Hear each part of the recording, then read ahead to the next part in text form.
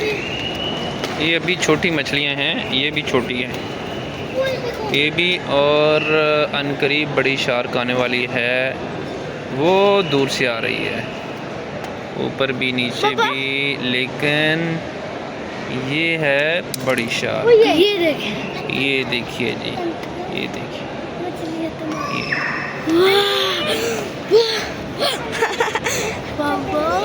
लेकिन ऊपर अगर हम देखें तो बिल्कुल छोटी छोटी सी हैं।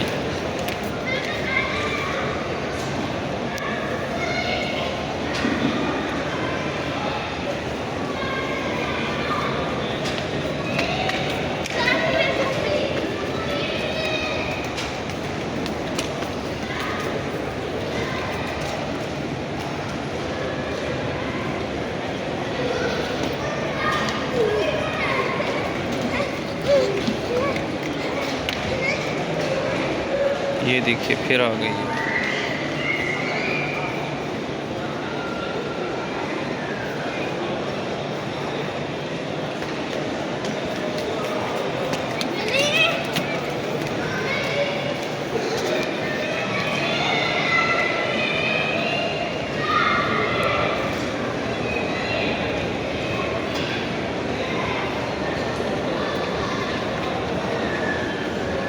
ऊपर भी घूम रही हैं, तो कुछ क्लॉकवाइज और कुछ एंटी क्लॉकवाइज।